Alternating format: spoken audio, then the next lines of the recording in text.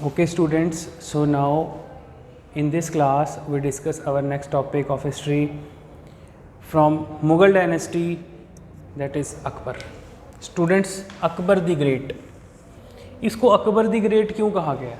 अकबर को Akbar the great क्यों कहा गया है, इसके ऊपर हम डिस्कस करते हैं पहले। सो बेसिकली स्टूडेंट्स, जो अकबर था ना, मैंने आपको पिछले लेक्चर में बताया था कि अकबर ने लगभग 12-13 साल की उम्र रही होगी जब अकबर की ताजपोशी हो जाती है। ठीक है जी।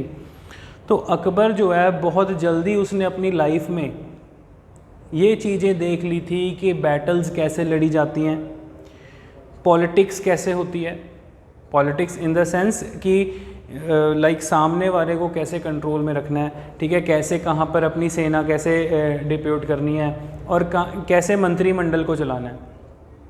And Akbar was totally illiterate.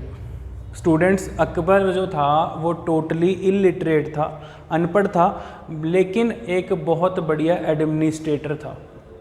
तो एडमिनिस्ट्रेशन सही से उसे संभालना जरूर आता था। वो कैसे सीखा उसने? लाइक उस बचपन से अपने तजुर्बों से। तो अकबर द ग्रेट क्यों कहा गया स्टूडेंट्स? क्योंकि अकबर के टाइम पे मुग़ल एम्पायर ने अप्रॉक्सीमेटली एंटायर इंडिया को कवर कर लिया था। ठीक है, अकबर के टाइम पे मुग़ल एम्पायर ने पूरे इंडिया के ऊपर अपना रूल स्थापित कर लिया था, कह सकते हैं, not only in India but up to Afghanistan. So Akbar the great के बारे में कुछ इंपॉर्टेंट पॉइंट देखते हैं स्टूडेंट्स। अकबर जो था वो सबसे बड़ा एल्डेस्ट सन था हुमायूं का। ठीक है जी। जब वो गद्दी पे बैठता तो उसकी एज यही 13-14 साल रही होगी, मैंने आपको पहले बताया। सो अकबर जो है वो किस तरीके से गद्दी पे बैठा था, ये भी मैंने आपको पिछले लेक्चर पे समझाया था कि अकबर ने सेकंड बैटल ऑफ पानीपत, ठीक है स्टूडेंट्स, एग्जाम में क्वेश्चन आएगा कि सेकंड बैटल ऑफ पानीपत कब हुई थी? ठीक है जी, 1556 1556 में। किसके किसके बीच में हुई थी? राजा हेमू एंड अकबर। ठीक है, अकबर की एज उस टाइम पे लगभग 13-14 साल रही होगी और अकबर जो था उसने हेमू का सर कलम कर दिया था। ठीक है, और वहाँ पर जो बैरम खान होता है वो एक छोटा सा सिंहासन बनाता है ऐसे पत्थरों से और पूरी सेना के सामने डिक्लेयर करता है कि आज से नेक्स्ट मुग़ल रूलर जो होगा एम्पायर का वो अकबर होगा। ठीक है जी। अकबर का पूरा नाम क्या था? जलालुद्दीन मोहम्मद अकबर। ठीक है जी। सो जब वो थ्रोन पे बैठता है, कहाँ पर? कलानौर पंजाब में डिक्लेयर करते हैं। कौन था उसका केयर टेकर? बैरम खान। तो कलानौर आपको पता है जी पंजाब में है। ठीक है जी। वहाँ पर बैरम खान डिक्लेयर करता है अकबर को, ठीक है, कि आज से ये मुग़ल एम्पायर का जो है हेड होगा। So Akbar ended policy of jizya system. Students, very very important point. ठीक है जी, मार्क कर लो, ये क्वेश्चन बहुत बार एग्जाम में आया हुआ है। अकबर ने जजिया सिस्टम को हटा दिया था। आप लोगों ने पिछले लेक्चर्स में पढ़ा होगा स्टूडेंट्स कि जो जजिया सिस्टम था, जजिया सिस्टम स्टार्ट किया था टर्किश ने। जो टर्क्स आए थे, दिल्ली सल्तनत के जो रूलर थे, उन्होंने जजिया सिस्टम स्टार्ट किया था। बट स्टूडेंट्स, ये जजिया सिस्टम अकबर ने हटा दिया।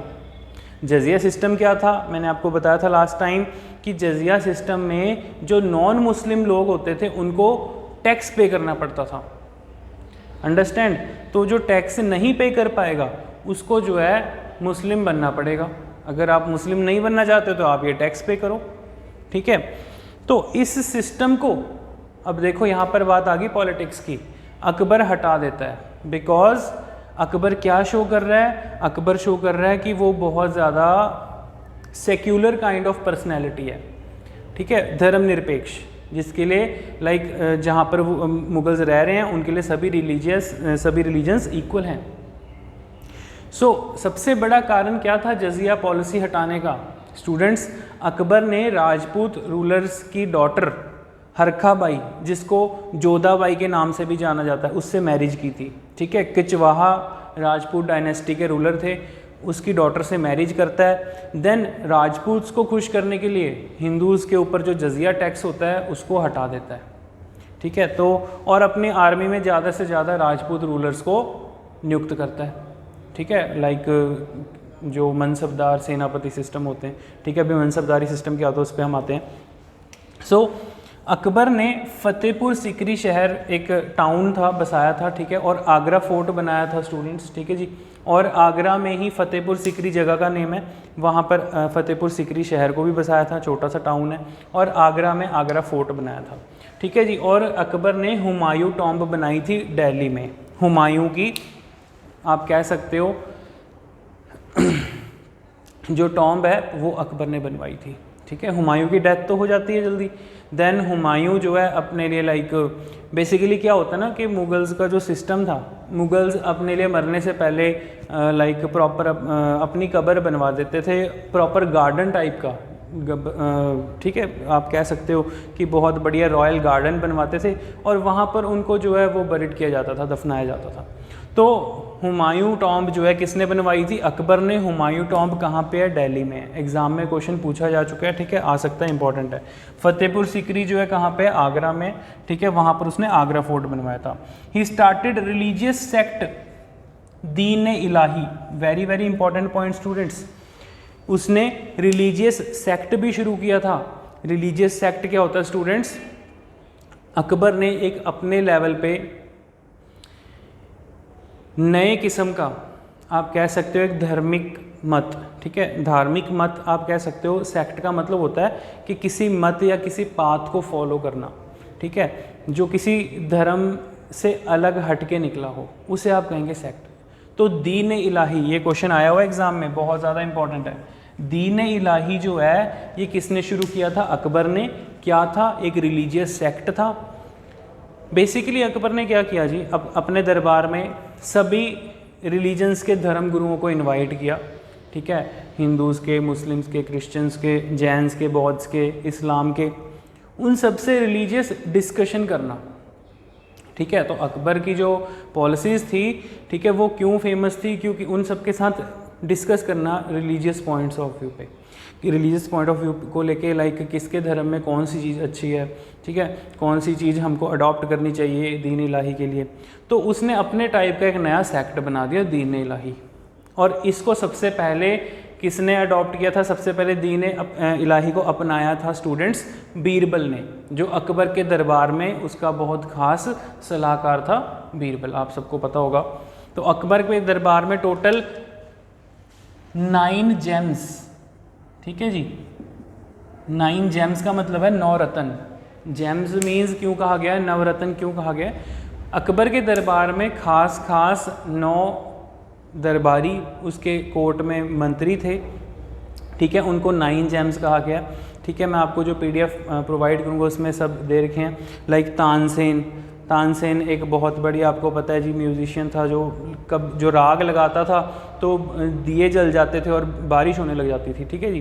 तो मतलब इतने बड़े राग लगाता था कि ऑटोमेटिकली बारिश वाला सीन क्रिएट हो जाता था, ठीक है। ये चीज़ें जो हैं साइंटिफिकली प्रूव्ड हैं, ठीक है, ये गलत नहीं है।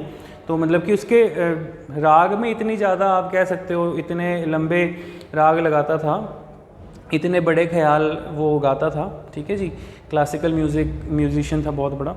तो उसके दरबार का एक रतन वो भी था बीरबल एंड टोडरमल, ठीक है। राजा मान सिंह राजपूत रूलर था और अकबर का बहुत बढ़िया दोस्त था, उसका सेनापति था राजा मान सिंह, वो भी 9 रत्नों में से एक था।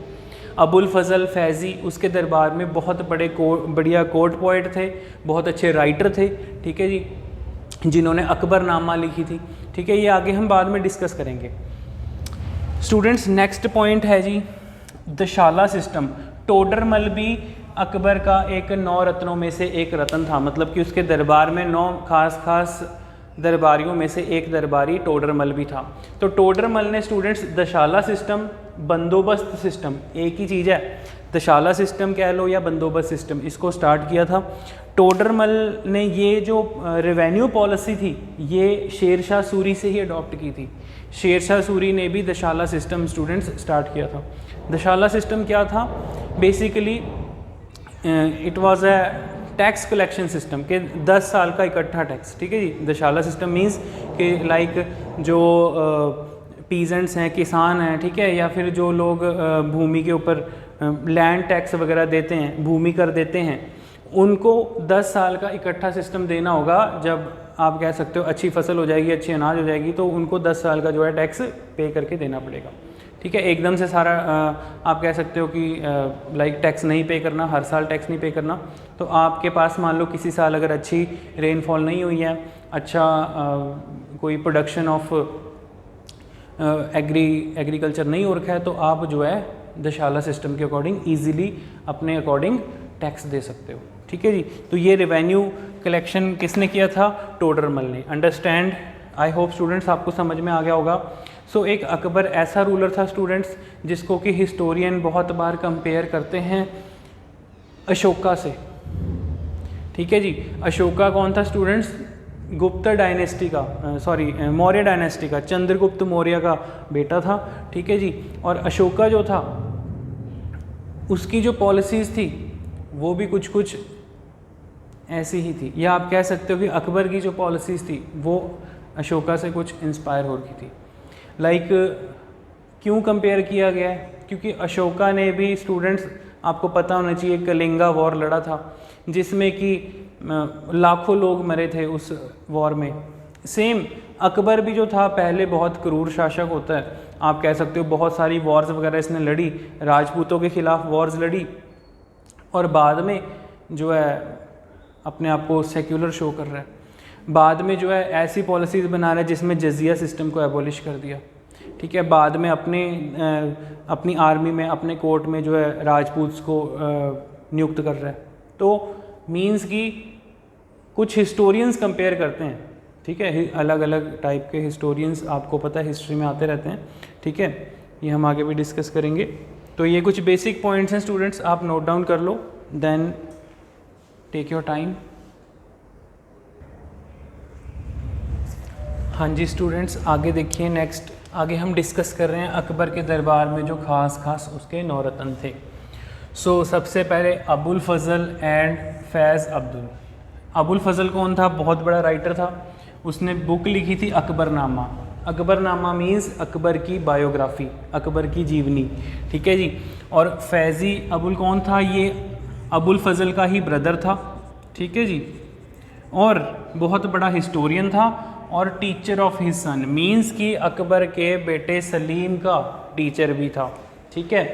तानसेन, स्टूडेंट्स तानसेन बहुत बड़ा म्यूजिशियन था, अभी मैंने आपको बताया। बीरबल बहुत बड़ा उसका एडमिनिस्ट्रेटर था। ठीक है, जो सारा लेखा जोखा सामता है, ठीक है, सारा एडमिनिस्ट्रेशन देखता है। बीरबल का ओरिजिनल नेम क्या था स्टूडेंट्स? महेश दास। बहुत बार एग्जाम में क्वेश्चन पूछा गया है। ठीक है, बहुत इंपॉर्टेंट है। बीरबल का असली नेम क्या था? महेश दास। ठीक है जी। टोडरमल, जो राजा टोडरमल था कौन था? उसका फाइनेंस मिनिस्टर था। अभी हमने डिस्कस किया था कि जो बंदोबस्त सिस्टम देखता था इसका, ठीक है जी, जिसको दशाला सिस्टम भी कहते थे। राजा Man Singh, very very important. राजा मान सिंह बहुत बड़ा मनसबदार था, आर्मी जनरल था आप कह सकते हो। ठीक है, और अकबर का नौरत्न में से एक था। मनसबदारी सिस्टम क्या थी स्टूडेंट्स? मनसबदारी सिस्टम था रिलेटेड टू मिलिट्री रैंक। मनसबदारी सिस्टम में स्टूडेंट्स दो टाइप के मनसबदार होते थे, एक होता था ज़ात और एक होता था सवार। ठीक है जी, ज़ात और सवार। ठीक है, सवार का मतलब कितने घुड़सवार हैं।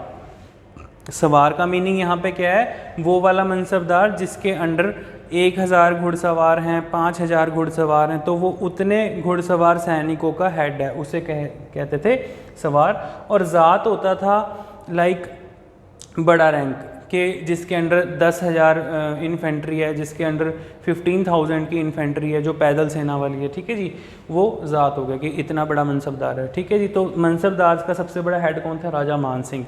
राजा मान सिंह ही वो रूलर था स्टूडेंट्स। राजा मान सिंह ने हल्दी घाटी की बैटल लड़ी थी, बैटल ऑफ हल्दी घाटी, आपको पता होना चाहिए। ठीक है जी, battle of Haldi Ghati. Battle of Haldi Ghati जो है अकबर ने नहीं लड़ी थी, बैटल ऑफ हल्दी घाटी राजा मान सिंह ने लड़ी थी। किसके अगेंस्ट? महाराणा प्रताप के। अंडरस्टैंड? तो मतलब कि अकबर में खुद तो इतनी हिम्मत थी नहीं, क्योंकि जो महाराणा प्रताप थे इतने बड़े राजपूत रूलर थे, और एक राजपूत की लड़ाई ऑपोजिट में दूसरा राजपूत कौन था? राजा मान सिंह। ठीक है जी, तो राजा मान सिंह इस बैटल को जीत जाता है। ठीक है जी, बहुत बड़ी लार्जेस्ट आर्मी होती है उसके पास, अपनी आर्मी भी प्लस मुगल्स की आर्मी भी, जो राजा मानसिंह और अकबर की आर्मी दोनों कंबाइन करके महाराणा प्रताप की आर्मी के साथ बैटल लड़ते हैं और महाराणा प्रताप इस बैटल में बहुत ज़्यादा जख्मी हो जाते हैं और फिर कुछ समय बाद उनकी डेथ हो गई थी। तो इस तरीके से बैटल ऑफ हल्दी घाटी बहुत फेमस बैटल रही है, ठीक है जी। किसने लड़ी थी? राजा मान सिंह ने। देन उसके बाद स्टूडेंट्स अब्दुल रहीम खान खाना, ये कौन था? ये बैरम खान का सन था स्टूडेंट्स, ठीक है जी, ये बैरम खान का सन था और बहुत बड़ा कोर्ट, फेमस कोर्ट पोएट था अकबर के दरबार में। अकबर के दरबार में बहुत बड़ा कोर्ट पोएट था, बहुत बड़ा कवि था। और फ़कीर अज़ीउद्दीन और मुल्ला दो प्याज़ा, ठीक है, फ़कीर अज़ीउद्दीन और मुल्ला दो प्याज़ा, ये कौन थे? ये चीफ़ एडवाइज़र थे, सलाहकार थे किसके? अकबर के, ठीक है। तो ये भी इम्पॉर्टेंट है स्टूडेंट्स, यहाँ से क्वेश्चन पूछे जा चुके हैं। मनसबदार सिस्टम क्या होता है? ठीक है, जो मिलिट्री रैंक असाइन किया जाता है ज़ात एंड सवार, ठीक है, it's related with military rank system. कौन था मनसबदार सबसे बड़ा? राजा मान सिंह। Todarmal finance minister. बीरबल असली नाम क्या था? महेशदास एडमिनिस्ट्रेटर था। तो क्वेश्चन एग्जामिनर ऐसे भी पूछ सकता है, एक साइड आपको 4 या 5 ऑर्डर में नवरत्न के नेम दे दिए जाएंगे, कोई 3 या 4 इसमें से नाम उठा लेगा एग्जामिनर और उसके सामने 3 या 4 ऑप्शन रख देगा कि इनमें से मनसबदार कौन था, म्यूजिशियन कौन था, कोर्ट पोएट कौन था। तो इस तरीके से स्टूडेंट्स क्वेश्चन पूछे जा सकते हैं। अंडरस्टैंड? आई होप स्टूडेंट्स आपको ये समझ में आ गया होगा, इम्पॉर्टेंट है, देख लो।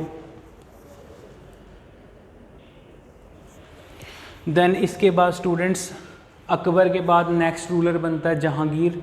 Jahangir is a title of Raja Salim. जो सलीम था स्टूडेंट्स,